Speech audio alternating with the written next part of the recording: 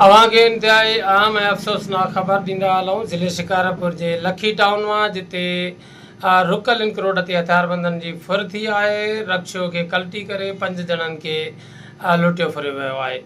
लखी गुलाम शाह थाणे जे हद अंदरि रुकल लिंक रोड ते हथियारबंदनि पारां हलंदड़ रक्षे खे लठ हणी कल्टी कराए फुर जी वारदात कई वई आहे। ॻोठ रुक वासियुनि जो रक्षो रोके हथियारबंदनि रक्षे में सवार 5 ॼणनि अलीमार मिस्त्री उबैदुल्ला मेमण जेको महताब मेमण ज़करिया मेमण नाहिद मार खां रोक रक़म मोबाइल फ़ोन ऐं ॿियो सामान फुर करे वरितो आहे। जवाबदारनि फुर दौरान मुसाफ़िरनि ते सख़्तु तशदुद पिणु कयो आहे, जंहिं सबबु खेनि सख़्तु ऐं शदीद ज़ख़्मी कयो वियो आहे। हथियारबंदनि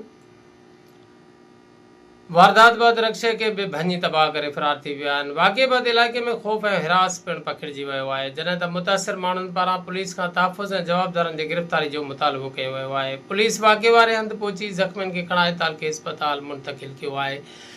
जी नाज़रीन, अवां खे आम ख़बर पिया ॾियूं लखी मां, जिते बदअमनी जी बाहि पूरे ज़िले शिकारपुर जा लखीअ में बि भड़को खाई उथी पई आहे, जिते मुसाफ़िर ऐं रोड महफ़ूज़ न आहिनि, मुसाफ़िर महफ़ूज़ न आहिनि, माण्हू घरनि में महफ़ूज़ न आहिनि।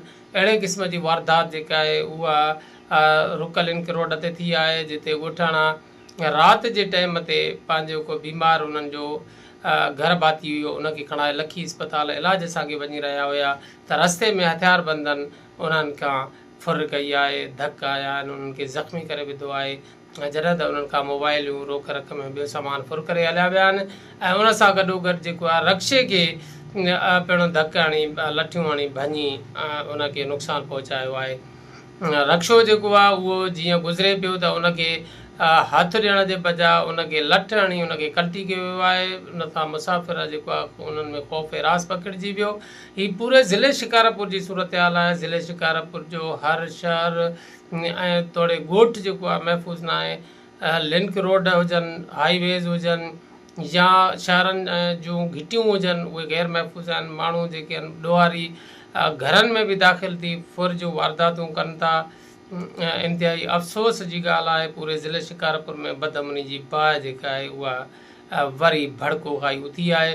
ॻोठाणनि इलाइक़े वासियुनि जेका SSP शिकारपुर, DIG लाड़काणा ऐं IG सिंध तोड़े वज़ीर आला सिंध खां पुरज़ोर मुतालबो कयो आहे त फौरी तौर ते नोटिस वठी इलाइक़े में अमन अमान जी फ़ज़ा खे यकीनी बणाइण जे लाइ फौरी इक़दामात कया वञनि।